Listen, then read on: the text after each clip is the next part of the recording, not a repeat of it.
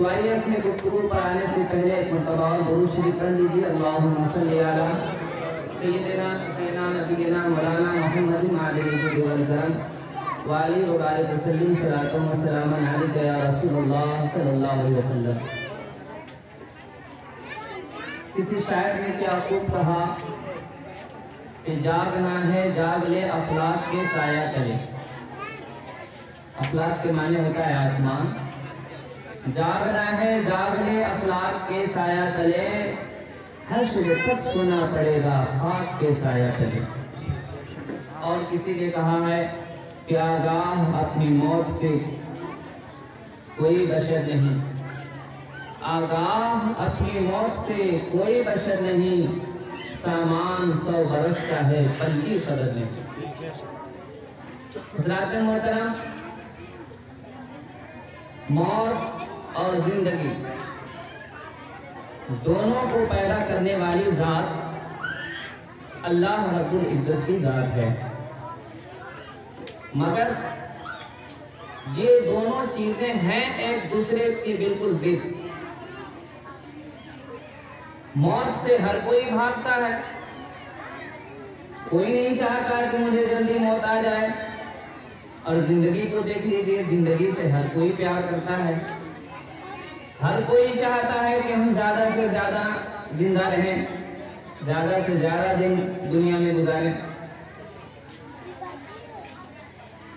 تو موت جس سے ہر کوئی محبت کرتا ہے، ہر کوئی زندگی چاہتا ہے، اور موت جس سے ہر کوئی راہ فرار اختیار کرنا چاہتا ہے، ان دونوں چیزوں کو پیدا کرنے والی ذات ایک ہی ہے، اور وہ ہے اللہ رب العزت کی ذات، جس کا اعلان اللہ تبارک و تعالیٰ نے اس آیت مبارکہ میں فرمایا اس انداز میں، الذی خلق الموت والحیات۔ موت اور زندگی دونوں کو پیدا کرنے والی ذات وہی ہے۔ تو آئیے سب سے پہلے ہم یہ سمجھتے ہیں کہ موت کس کو کہتے ہیں اور زندگی کس کو کہتے ہیں۔ موت کسے کہتے ہیں اور زندگی کسے کہتے ہیں۔ ان دونوں کو سمجھنے سے پہلے آپ کو دو اور چیزوں کو سمجھنا ہوگا۔ ایک چیز ہے جسم اور ایک چیز ہے روح۔ ایک ہے جسم اور ایک ہے روح۔ تو جسم اور روح، انہی دونوں چیزوں کے اتحاد کا نام زندگی ہے، اور جسم اور روح انہی دونوں چیزوں کے اختلاف کا نام موت ہے۔ جب تک آپ کے جسم کے اندر روح موجود ہے، تب تک آپ کے بدن کے اعضاء کام کر رہے ہیں۔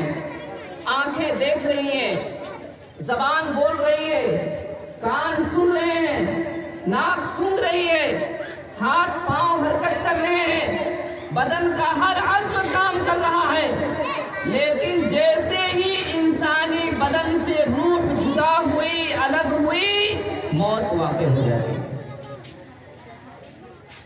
روح جسم سے الگ ہو گئی، جدا ہو گئی، تب انسان کے بدن کا کوئی بھی عضو کام نہیں کرے گا۔ آنکھیں جو پہلے دیکھ رہی تھی اب نہیں دیکھے گی، زبان جو پہلے بول رہی تھی اب نہیں بول سکتی ہے، کان جو پہلے سن رہے تھے اب نہیں سن سکتے ہیں، ہاتھ پاؤں جو پہلے حرکت کر رہے تھے اب نہیں حرکت کر سکتے ہیں۔ پتہ چلا، معلوم یہ ہوا کہ جسم اور روح دونوں چیزوں کے اتحاد کا نام زندگی ہے، جسم اور روح انہی دونوں چیزوں کے اختلاف کا نام موت ہے۔ اگر آپ نے زندگی اور موت کو سمجھ لیا ہے تو اب آئیے آگے سمجھتے ہیں کہ اللہ تبارک و تعالیٰ نے موت اور زندگی دونوں کو پیدا کیوں کیا، دونوں کی تخلیق کا سبب اور مقصد کیا ہے۔ اللہ تبارک و تعالیٰ اسی آیت میں آگے ارشاد فرماتا ہے، لیبلوکم، لیبلوکم، موت اور زندگی دونوں کو پیدا اس لیے کیا گیا تاکہ تمہیں آزمایا جائے، تاکہ تمہارا امتحان لیا جائے، تمہاری آزمائش لی جائے۔ तब सोचने वाली बात है कि अल्लाह तबारक व तआला ने मौत और जिंदगी दोनों को पैदा किया है इसलिए ताकि हम इंसानों की आजमाइश ली जाए, हम इंसानों को आजमाया जाए।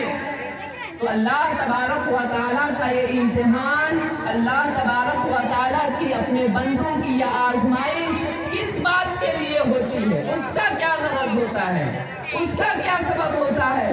अल्लाह तबारक व तआला इरशाद फरमाता है, अय्युकुम अहसनु अमला, तुम्हारी आजमाइश, तुम्हारा इम्तिहान, तुम्हारा इब्तिला इस बात के लिए होता है कि देखें कि तुम में अमल के एतबार से कौन ज्यादा सुथरा और अच्छा है। हज़रात मोहतरम, इस आयत पाक में एक लफ्ज आया हुआ है अमलन, जो निहायत ही काबिल कौल है। लफ्ज से अमलन बता रहा है कि इंसान दुनिया में आए और आकर के खूब सारा बैंक बैलेंस इकट्ठा कर ले, ये कामयाबी व कामरानी नहीं है। खूब सारी जायदाद का मालिक हो जाए, ये कामयाबी व कामरानी नहीं है। बड़ी बड़ी बिल्डिंगें और इमारत खड़ी कर ले, ये कामयाबी और कामरानी नहीं है। खूब सारी इज्जत और शोहरत कमा ले, ये कामयाबी और कामरानी नहीं है। बल्कि आयत करीमा में आया हुआ लफ्ज़ अमलन ये बता रहा है कि हम दुनिया की जिंदगी में कामयाब और कामरान उस वक्त शुमार किए जाएंगे जब हमारा अमल अच्छा होगा, हमारा अमल बेहतर होगा। इसलिए कि अल्लाह तबारक व तआला इम्तिहान आजमाइश हमसे बंदों का इस सबब से, इस वजह से नहीं लेता कि देखो कौन बंदा दौलतमंद है, कौन बंदा ज्यादा जायदाद का मालिक है, कौन बंदा ज्यादा इज्जत वाला है, कौन बंदा ज्यादा शोहरत वाला है। ये सारी चीज नहीं देखता।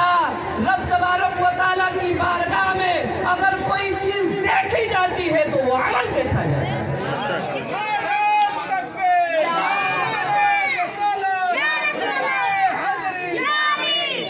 लिहाजा पता चला, मालूम यह हुआ कि हर इंसान को दुनिया में इन आरज़ी चीजों को किनारे रखकर जो दायमी बाकी रहने वाली और काम आने वाली चीज है और जो अपने साथ लेकर के जाना है यहाँ से, उस पर ज्यादा तवज्जो और ध्यान देने की जरूरत है।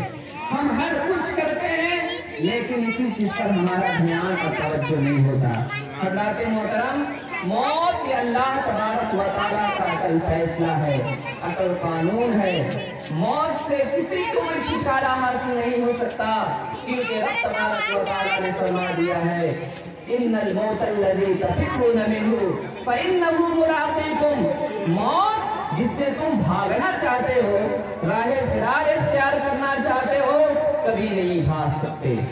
फ़इन्नहु मुलाक़ीकुम, मौत एक न एक दिन तुम्हें अपने पंजे से जरूर दबोचेगी। मौत तुमसे एक न एक दिन जरूर मुलाकात करेगी। सुम्मा तुरद्दूना इला आलिमिल ग़ैबि वश्शहादा, फिर तुम पलटा दिए जाओगे उस जात की तरफ जो हर खुली और छुपी चीज का जानने वाला है। हज़रात मोहतरम, तो हम सबों को अपना अमाल बेहतर से बेहतर बनाने की जरूरत है, क्योंकि जिंदगी का कोई ठिकाना नहीं। कब मौत तो बिल्कुल बरहक और यकीनी है, लेकिन मौत के वक्त को राज और पोशीदा रखा गया है। कोई नहीं जानता कि मौत कब आएगी।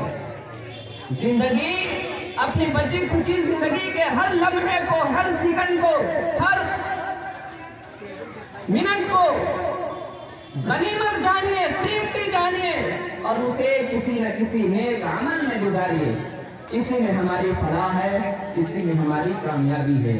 और जब ये बात बिल्कुल यकीनी है कि हमको एक न एक दिन मरना है, कोई भी हमेशा दुनिया में रहने के लिए नहीं आया है, तो अक्लमंदी इसी बात में न है कि जब हमको मरना ही है तो मरने की तैयारी करें, मौत की तैयारी करें। हज़रात मोहतरम, मौत बिल्कुल बरहक और यकीन, मौतें बराबर भी नहीं होती, सबकी मौतें बराबर भी नहीं होती। अगर मरने वाला इंसान बदबख्त है अपनी जिंदगी के सारे अय्याम अल्लाह और रसूल की नाफरमानियों में ही गुजारता रहा, शराब नोशी में गुजारता रहा, जुआ खेलता रहा, माँ बाप की नाफरमानी करता रहा, शरीयत के खिलाफ वर्जी करता रहा, बदअमालियों में ही सारी जिंदगी गुजारी, तो उसके लिए मौत का वक्त बड़ा सख्त और तकलीफ देह वक्त होता है। और मरने वाला इंसान अगर नेक है, अल्लाह और रसूल की फरमाबरदारी में जिंदगी गुजारी, शरीयत अहकामिया के मुताबिक अपनी जिंदगी के हर अय्याम को बसर किया, तो उसके लिए मौत का वक्त निहायत आसान वक्त होता है और बड़ी आसानी के साथ उसकी रूह को उसके जिस्म से निकाल लिया जाता है। अल्लाह के रसूल सैयद आलम सल्लल्लाहु अलैहि वसल्लम ने इन दोनों चीजों की मिसालें जिक्र फरमाई। अल्लाह के रसूल इरशाद फरमाते हैं कि नेकों की रूहें उसके जिस्म से बहुत आसानी के साथ निकाल ली जाती है, उसे जर्रा बराबर तकलीफ नहीं होती। इसकी मिसाल अल्लाह के रसूल ने ये जिक्र फरमाया कि आटा हो और आलू के बीच में फंसा हुआ बाल का कोई रेशा हो, तो आप बाल को आसानी के साथ निकाल लीजिएगा और आटे पर उसका शिकन तक नहीं आएगा। यही मिसाल अल्लाह के रसूल ने जिक्र फरमाई कि नेकों की रूहें मौत के वक्त में उसके जिस्म से आसानी के साथ निकाल ली जाती है और उसे जरा बराबर तकलीफ का एहसास नहीं होता। लेकिन जो बंदा बद होता है, बुरा होता है, उसे मौत के वक्त में निहायत तकलीफ बर्दाश्त करनी पड़ती है। इसकी मिसाल अल्लाह के रसूल ने यूं जिक्र फरमाई कि एक कोई रेशमी चादर हो और उसे आपने एक कांटेदार झाड़ी पर डाल दिया, फिर उसे आप जोर से खींचे, तो चादर अपनी हालत पर बाकी रहेगी? नहीं रहेगी। चादर के चिथड़े हो जाएंगे, पूरे चादर में जगह जगह सुराख ही नजर आएगा, ताना अलग हो जाएगा, बाना अलग हो जाएगा। यही सूरत हाल एक बदबख्त मरने वाले इंसान की होती है कि जब उसके जिस्म से रूह निकाली जा रही होती है, उसे निहायत तकलीफ और सख्त मशक्कत का सामना होता है। इसलिए अगर हम और आप चाहते हैं कि हमें आसान मौत नसीब हो, मौत के वक्त की सख्ती से हम निजात पा जाएं, तो अब भी वक्त है गुनाहों से तौबा करें और आने वाली जिंदगी के हर अय्याम को, हर लम्हे को नेक अमल में गुजारिए, अपने अमाल को बेहतर बनाइए। इंशाअल्लाह मौत के वक्त में सख्ती नहीं बल्कि आसानी होगी। हज़रात मोहतरम, तेजी के साथ मैं अपनी गुफ्तगू बस मुख्तसर वक्त में खत्म करूं, क्योंकि मेरे बाद भी हजरत अल्लामा मौलाना रुस्तम अली साहब की भी तकरीर होनी है और वक्त काफी कम रह गया। दरअसल आज की महफिलों का हाल ये हो गया है कि अगर 2 घंटे का प्रोग्राम है हजरत, तो 1.5 घंटा तो नात खानी ही चलेगी, और जब तकरीर का वक्त आएगा तो इशारा होगा कि अब खत्म कीजिए। मेरा नजरिया ये है कि आज कौम को ज्यादा इस्लाम और नसीहत की जरूरत है, तकरीर की जरूरत है। बिलाशुबा नात खानी से दिन को